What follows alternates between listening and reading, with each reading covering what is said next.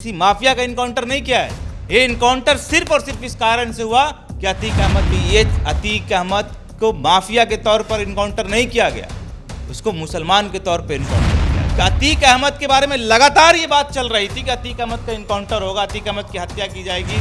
क्या उत्तर प्रदेश की पुलिस इतनी कमजोर है कि जो उसकी अपनी कस्टडी में, पुलिस की कस्टडी में रहने वाले लोग भी सुरक्षित नहीं है? अभी इस घटना को अंजाम दिया गया और अब योगी जी नौटंकी कर रहे हैं कि ये इंक्वायरी बैठाएंगे, हाई लेवल मीटिंग होगी और इसका ट्रांसफर होगा कि उसी उत्तर प्रदेश में जब किसानों के ऊपर गाड़ियां चढ़ा दिया गया, गृह राज्य मंत्री का बेटा इस देश हमेशा याद रखेगा, ऑन रिकॉर्ड, ऑन कैमरा, और उसको जस्टिफाई करेगा। तो वो जस्टिफाई वही कर सकता है जो बीजेपी का गुंडा होगा, जस्टिफाई वही कर सकता है जो बीजेपी का रोटी खा रहा होगा। दिखाई देंगे आपको भी कि भाई कहीं ना कहीं योगी आदित्यनाथ जी जो चाहते थे राम राज्य को लागू करना, वो राम राज्य जो है वो लागू हो गया। अब जय श्री राम का नारा लगाकर लोगों का हत्या किया जाएगा। तरह तरह का कहीं कहीं पे मॉब लिंचिंग हो रहा है, कहीं धार्मिक उन्माद फैलाया जा रहा है, कहीं दाढ़ी के नाम पे मारा जा रहा है, कहीं टोपी के नाम पे मारा जा रहा है, कहीं कपड़ा के नाम पर मारा जा रहा है। ये सरकार वही तो करना चाह रही है। तो ये वही लोग हैं ना जो कह रहे थे कि राम राज्य लाएंगे। तो ये कल एक उदाहरण सेट किया है इन लोगों ने कि राम राज्य कैसा होगा। आपने इनकाउंटर करवाया, अपराधी आपके सहमति से जाकर गोली मारा, हिंदुइज्म को, हिंदुत्व को, वो आज बड़ी जिम्मेदारी के साथ ये बोल के जा रहा हूं आपके चैनल पर कि कहीं ना कहीं कि पूरे के पूरे हिंदू धर्म का और हिंदू के सबसे बड़े भगवान श्री राम का सरेआम अपमान करने वाले और बदनाम करने वाले ये लोग। 15 अप्रैल यूपी की जनता खूब याद करेगी। 15 अप्रैल 10 बजे का वो समय, रात को 10 बजे जब दो गैंगस्टर को पुलिस जो है अपने कस्टडी में मेडिकल के लिए ले जाती है और उसके बाद उनकी हत्या कर दी जाती है। 3 अपराधी आते हैं, पत्रकार के भेष में रहते हैं और ताबड़तोड़ फायरिंग करते हैं और अतीक अहमद और उसके भाई की हत्या कर दी जाती है और फिर जय श्री राम के नारे भी लगाए जाते हैं। ये यूपी की घटना है और यूपी में बीजेपी की सरकार है और बिहार में विपक्ष में बीजेपी कहती है कि यूपी मॉडल बिहार में लाइए तभी बिहार सुधरेगा। इन तमाम मुद्दों पर बात करने के लिए जाप नेता हमारे साथ मौजूद हैं कि क्या वाकई में यूपी मॉडल से ही बिहार सुधरेगा? क्या लगता है कि यूपी मॉडल अब लाना चाहिए कि नहीं बिहार में? देखिए, सबसे पहली बात तो कि जो योगी आदित्यनाथ जी और भाजपा का जो राम राज्य का जो परिकल्पना है, तो कहीं ना कहीं अब वो सच होता हुआ दिख रहा है और वो लागू हो गया है। तो मैं सबसे पहले कि आपको भी बधाई दूंगा, चूँकि आप भी हिंदू हैं तो बधाई देंगे आपको भी कि भाई कहीं ना कहीं योगी आदित्यनाथ जी जो चाहते थे राम राज्य को लागू करना, वो राम राज्य जो है वो लागू हो गया। अब जय श्री राम का नारा लगाकर लोगों का हत्या किया जाएगा। अगर वो दूसरे समाज से होंगे या दूसरे धर्म के लोग अगर कोई अपराध करेंगे तो उसको ऑन स्पॉट जय श्री राम का नारा लगाकर पुलिस की कस्टडी में ऑन कैमरा के सामने गोली मारा जाएगा। ये राम राज्य का स्थापना किया गया है और इस तो लोगों ने नहीं की थी। राम राज्य की कल्पना आप कर रहे हैं यार। तो जिन लोगों ने परिकल्पना आपको बताया है कि राम राज्य लाएंगे, राम राज्य लाएंगे, तो ये वही लोग हैं ना जो कह रहे थे कि राम राज्य लाएंगे। तो ये कल एक उदाहरण सेट किया है इन लोगों ने कि राम राज्य कैसा होगा और कैसा राम राज्य होगा। वो बिल्कुल एक बेस्ट एग्जाम्पल उन लोगों ने लागू किया है और बीजेपी बिहार में भी इसी राम राज्य को लागू करना चाह रही है। तो मैं आपसे, चूंकि आप एक हिंदू हैं और आप इसको कैसे देखते हैं और आपको कैसा लगा जब राम जय श्री राम का नारा लगाकर किसी की हत्या की गई, तो एक हिंदू होने के नाते आपको कैसा लगा भैया? आपसे प्रतिक्रिया आज हमको आपसे प्रतिक्रिया लेना चाहिए, क्योंकि आज हमको बोलने के लिए कुछ नहीं है। ये प्रतिक्रिया मुझे आपसे लेना चाहिए कि जब जय श्री राम का नारा लगाकर सामने से on camera recording, on camera के सामने गोली जब मारा गया, तो आपको इस राम राज्य को देखकर कैसा लगा? नहीं, बिल्कुल सही नहीं। अगर कोई अपराधी किसी को मारकर किसी धार्मिक नारा को लगाता है तो ये बिल्कुल सही नहीं है। अगर जय श्री राम के नारे लगाए गए हैं, वो आरोपी हैं, उन पर तो कार्रवाई होगी। और बात है कि वहाँ योगी का राज है, आदित्यनाथ योगी। मैं बस यही कहना चाह रहा हूँ आपसे और आप जैसे कई और हिंदू भाइयों से मैं ये पूछने की कोशिश कर रहा हूँ और मैं जानने की कोशिश कर रहा हूँ कि क्या हम इसी राम राज्य की परिकल्पना कर रहे थे? ये जो political party Bharatiya Janata party क्या इसी राम राज्य की परिकल्पना करके आने की बात कर रही थी? और क्या इस देश में इसी राम राज्य को स्थापित करने की बात कर रही थी? और हम और आप जिस राम राज्य की बात करते हैं और जिस राम को जानते हैं, उस राम को हमने ये देखा और उसको जब हमने जाना तो ये अपमान है पूरे के पूरे। मैं एक मुस्लिम होने के नाते बड़ी जिम्मेदारी के साथ आज ये चैनल पे आपके बोल के जा रहा हूँ कि जितना मैं समझ पा रहा हूँ और मैं समझ पाता हूँ हिंदुइज्म को, हिंदुत्व को, वो आज बड़ी जिम्मेदारी के साथ ये बोल के जा रहा हूँ आपके चैनल पर कि कहीं ना कहीं ये पूरे के पूरे हिंदू धर्म का और हिंदू के सबसे बड़े भगवान श्री राम का सरेआम अपमान करने वाले और बदनाम करने वाले ये लोग हैं। ये अगर कोई जय श्री राम का नारा लगाकर किसी को गोली मारेगा ऑन रिकॉर्ड, ऑन कैमरा, और उसको जस्टिफाई करेगा, तो वो जस्टिफाई वही कर सकता है जो बीजेपी का गुंडा होगा, जस्टिफाई वही कर सकता है जो बीजेपी का रोटी खा रहा होगा, जस्टिफाई वही कर सकता है जो कहीं ना कहीं इस प्रकार के उन्माद फैलाने में भरोसा रखता होगा। और मैं गारंटी के साथ बोल रहा हूं कि मैंने अभी तक नहीं जान रहा हूं सेतु जी कि ये कौन लोग मारा है, अपराधी अभी तक कौन है, उसका नाम क्या है, मैं अभी तक नहीं जान रहा। मगर मैं बड़ी जिम्मेदारी के साथ कह रहा हूं कि आप जब इसका इतिहास उठाकर देखेंगे तो इसका रिकॉर्ड ऐसा पहले भी कई बार आप देखेंगे कि ये ट्रैक रिकॉर्ड इसका जब निकालेंगे तो 110% मैं कह रहा हूं कि इन लोग पहले से भी अपराधी होगा, कई मामले में ये लोग लिप्त होगा। ये लोग वही लोग होगा जो कहीं ना कहीं महिलाओं का उत्पीड़न करने में आगे आया होगा, ये वही लोग होगा जो संविधान की अवहेलना करने में आगे आया होगा, ये वही लोग होगा जो गांधी के सेकुलरिज्म को गाली देता हुआ सामने आया होगा, ये वही लोग होगा। आज वही सारे लोग और उसी सोच के लोग इस देश में उदंड फैलाने का काम कर रहे हैं और इस देश में जो तथाकथित राम राज्य लाने की बात कर रही है वही लोग हैं। लोकेश तिवारी एक ऐसा नाम जिसको लेकर सब लोग चर्चा कर रहे हैं। लोकेश तिवारी अपने सोशल मीडिया पर लिखते हैं कि हम शास्त्र वाले नहीं, हम शस्त्र वाले ब्राह्मण हैं। देखिए वो क्या बोल रहे हैं नहीं बोल रहे हैं मुझे नहीं पता और न मैं जान रहा हूं किसी को वहां पर, मगर मैंने गारंटी के साथ ये कहा कि इस प्रकार का उन्माद फैलाने वाला लोग वही होगा जो कहीं ना कहीं संविधान को की अवहेलना करने की बात करता होगा, कहीं ना कहीं गांधी के सेकुलरिज्म को गाली देता होगा, कहीं ना कहीं देश की एकता और अखंडता के लिए चुनौती बना हुआ होगा। ये वही लोग होगा और ये वही लोग है जो इस प्रकार का उन्माद फैला रहा है। और आज जो आप शुरुआत किए हैं ये निश्चित रूप से मैं लिख के दे रहा हूं कि आपने माफिया का इनकाउंटर नहीं किया है, आप किसी माफिया का इनकाउंटर नहीं किया है। ये इनकाउंटर सिर्फ और सिर्फ इस कारण से हुआ कि अतीक अहमद मुसलमान था और आप ये सरकार दिखाना चाह रही थी कि हम इस देश में माइनॉरिटीज का कितना गला दबा सकते हैं, हम उसके मौलिक अधिकारों का कितना हनन कर सकते हैं। और ये जो आज नाच रहे हैं और तमाशा बनाकर जो जश्न मना रहे हैं लोग, वो इसलिए नहीं खुश हैं कि उत्तर प्रदेश में किसी माफिया का इनकाउंटर हुआ है, इसलिए नहीं खुश हैं कि कानून को ताक पर रखकर किसी माफिया को गोली मारा गया है, वो इसलिए खुश हैं, वो दिखाना चाह रहे हैं, वो बताना चाह रहे हैं कि इस देश में माइनॉरिटीज का कितना गला दबाया जा सकता है, इस देश में माइनॉरिटीज को कितना डराया जा सकता है, इस देश में मुसलमानों को, अल्पसंख्यकों का अधिकार कितना छीना जा सकता है।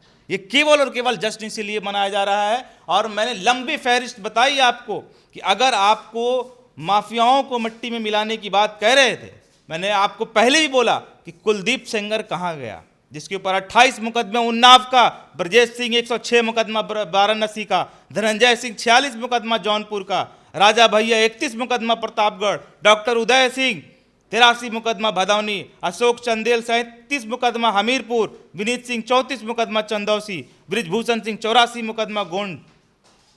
कहाँ है ये लोग? कार्रवाई तो इन पे भी होगी, केस तो चल ही रहा है। कार्रवाई हो, केस हो, और आप जिस प्रकार से एक इसके साथ आप जो कर रहे थे, क्या यही काम होगा? क्या उन सारे अपराधियों का जिन्होंने रात में गोली मारा था उनका भी इनकाउंटर होगा? और एक सबसे बड़ा सवाल कि उसी उत्तर प्रदेश में जब किसानों के ऊपर गाड़ियां चढ़ा दिया गया, गृह राज्य मंत्री का बेटा इस देश हमेशा याद रखेगा इस बात को, क्या उसका भी इनकाउंटर किया जाएगा?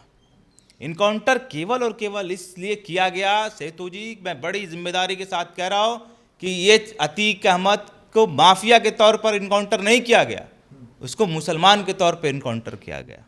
और कल जो हुआ, कल 10 बजे रात को मेडिकल कराकर पुलिस सुरक्षा में लौट रहे अतीक अहमद और उसके भाई गोली मार दी गई। उस समय प्रशासनिक चूक, गोली मरवाया गया है। मैं ये कह रहे हैं कि गोली मार दिया गया, गोली मारा नहीं गया, गोली मरवाया गया। बात में अंतर समझिए। पुलिस की कस्टडी में गोली मारा गया और अतीक अहमद के बारे में लगातार ये बात चल रही थी कि अतीक अहमद का इनकाउंटर होगा, अतीक अहमद की हत्या की जाएगी। अतीक अहमद का पहले भी बात किस थी, उसके परिवार के लोगों ने इस प्रकार की बात रखी कि हमारे परिवार को मारा जाएगा, हत्या किया जाएगा। और इस बात का अंदेशा 1 महीने से लगातार सारा मीडिया चैनल दिखा रहा था कि देश में पहली बार हुआ, अपराधी देश में पहली बार नहीं पकड़ा गया है, कोई मुकदमा देश के अंदर पहली बार नहीं चल रहा था। देश में बहुत बड़ा बड़ा अपराधी बना, बहुत बड़े बड़े अपराधियों पे कार्रवाई हुई, बहुत बड़े बड़े अपराधियों पर मुकदमा दर्ज हुआ। मगर कल जो देश देखा कि ऑन कैमरा सामने लाइव टीवी पर पुलिस की कस्टडी में, और पुलिस कुछ नहीं कर पाई। क्या उत्तर प्रदेश की पुलिस इतनी कमजोर है कि जो उसकी अपनी कस्टडी में, पुलिस की कस्टडी में रहने वाले लोग भी सुरक्षित नहीं है? तो आप बताइए कि उत्तर प्रदेश का आम लोग कितना सुरक्षित होगा? आप जो सरकार का और जो आप प्रशासन का दुहाई देते हैं, तारीफ करते हैं, कसीदे पढ़ते हैं, उत्तर प्रदेश में ये है, राम राज्य है और ये बहाल है, वो बहाल, ठीक है। और बाबा है तो क्या, बाबा तो दिख गया ना भाई कि पुलिस की कस्टडी में अतीक अहमद कौन था, छोड़ दीजिए। अतीक अहमद का आरोप क्या था, उसको भी छोड़ दीजिए। पुलिस की कस्टडी में क्या किसी को मारा जा सकता है? वो भी तब जब सारे देश का मीडिया का कैमरा उसके ऊपर फोकस है, सारे देश का मीडिया लाइव देख रहा है, उसके बेटे का तब जाकर इनकाउंटर मारा जा सकता है। किसी को, कोई अपराधी का इतना मनोबल बढ़ा हुआ हो सकता है कि उसको गोली मारा जा सकता है। तो सवाल उत्तर प्रदेश की सरकार की नाकामयाबी का है कि आप भेदभाव पैदा करने में इतना भूल गए, आप इतना दीवाना हो गए कि आपको पता नहीं चला कि आपने अपने गुंडों को भेजकर, ये सब कौन है? ये सब कहीं ना कहीं आरएसएस और बजरंग दल का गुंडा है।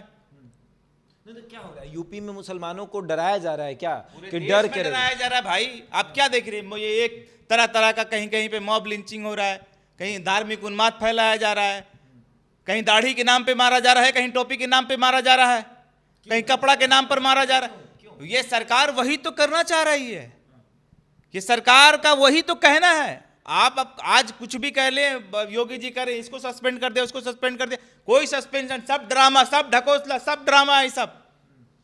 आपने इनकाउंटर करवाया, अपराधी आपके सहमति से जाकर गोली मारा। किसी अपराधी की औकात नहीं कि पुलिस की कस्टडी में लाइव कैमरा पे गोली चला देगा बिना सरकार के संरक्षण के। आप अब ड्रामा कर रहे हैं, हम लोग सब समझ रहे हैं। और एक बात याद रखिए कि सब याद रखा जाएगा।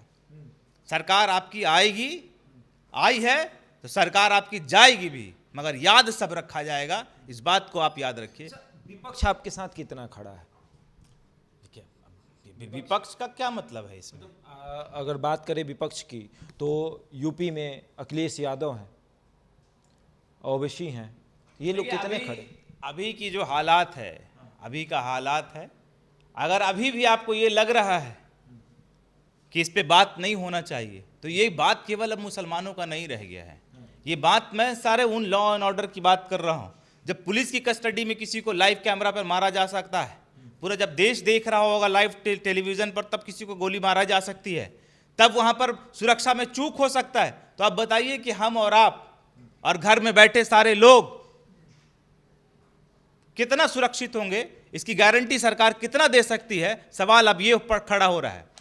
सवाल ये खड़ा नहीं हो रहा किसका इनकाउंटर हुआ, कैसे मारा गया। जब अभी आप कैमरा पर हम खड़े हैं और यहाँ पर अगर हमको कोई गोली मारता है, अब पूरी पुलिस प्रोटेक्शन हमारे साथ खड़ी होती है, तो फिर क्या मतलब होता है पुलिस प्रोटेक्शन का? क्या मतलब होता है कि आप मीडिया की नज़र में हैं, आपको मीडिया की नज़र में लाया गया, आपको कैमरा के सामने रखा गया, आपको पुलिस प्रोटेक्शन में रखा गया। उसके बाद भी अगर कोई अपराधी यहाँ सरेआम आराम से घुस कर और सामने बगल से गोली मारता है, कोई फिल्म जैसा दूर से शूट नहीं किया गया, दूसरी बिल्डिंग और 1 किलोमीटर बहुत दूर से, सामने में आपके सामने खड़ा होकर आपको गोली मारता है, पुलिस कुछ नहीं करती है। एक राउंड नहीं, कई राउंड फायरिंग होता है और पुलिस तब उसको पकड़ती है जब वो खुद सरेंडर करता है, जब वो हथियार फेंक कर सरेंडर करता है। तो इतना बड़ा कारनामा को, घटना को अंजाम देने वाला अपराधी बिना पॉलिटिकल संरक्षण के, उसकी हिम्मत नहीं हो सकती है कि लाइव कैमरा पुलिस कस्टडी में आकर गोली चलाएगा और वहां पर आकर जानता है और वो आकर आत्मसमर्पण करेगा। तो इसके पीछे कहीं ना कहीं बहुत बड़ा पॉलिटिकल संरक्षण उसको प्राप्त है, कहीं ना कहीं सत्ता का उसको पूरा का पूरा सहयोग मिला हुआ है, पूरा का पूरा साथ मिला हुआ है, तभी इस घटना को अंजाम दिया गया। और अब योगी जी नौटंकी कर रहे हैं कि ये इंक्वायरी बैठाएंगे, हाई लेवल मीटिंग होगी और इसका ट्रांसफर होगा, घंटे पर और उसकी रिपोर्ट पोस्टिंग मांगा होगी। सुनिए, आप सब पोल खुल गया, अब कुछ नहीं कर पाएंगे आप। आपने परिकाष्ठा पार कर दिया, आपने हद पार कर दिया। आखिरी सवाल है, योगी बेस्ट कि नीतीश बेस्ट? बिहार में तो इस प्रकार का कोई घटना नहीं हुआ है, और अगर आप कहेंगे कि पूरे देश में अब तक का सबसे कलंक ये जो घटना है, ये देश में इतना बड़ा कलंक कभी नहीं लगा था। चाहे सरकार किसी की भी आई हो, किसी भी विचारधारा की सरकार आई हो, किसी भी पॉलिटिकल पार्टी की सरकार रही हो, कई अलग अलग राज्य में अलग अलग मुख्यमंत्री बने, इतना बड़ा घटना और इतनी बड़ी बदनामी पूरा देश और पूरा अंतर्राष्ट्रीय स्तर पे भी इस चीज़ को देखा जाएगा, जब आंका जाएगा तो आप समझ लीजिए कि आपके पुलिस का क्या महत्व रह जाएगा, आपके मीडिया का क्या महत्व रह जाएगा, आपके कहने का क्या महत्व रह जाएगा कि आप कितना सुरक्षा लोगों को दे सकते हैं। तो 15 अप्रैल रात को 10 बजे की वो घटना यूपी के लोग कभी नहीं भूलेंगे, जब अतीक अहमद और उनके भाई को मेडिकल के लिए ले जाया जा रहा था और उसी समय 3 अपराधी आते हैं, दनादन फायरिंग करते हैं और अतीक अहमद और उसकी भाई की हत्या कर देते हैं, वो भी पुलिस कस्टडी में, पुलिस की सुरक्षा में। अब सवाल खड़े हो रहे हैं यूपी के मुख्यमंत्री योगी आदित्यनाथ को लेकर कि जितने कहते हैं वो कि मेरी प्रशासनिक व्यवस्था बहुत टाइट है, हम किसी को छोड़ते नहीं हैं, तो ऐसे में ये कैसे हो गया। बहरहाल इस खबर में इतना ही, बने रहे हमारे साथ और देखते रहते इंडिया टॉप।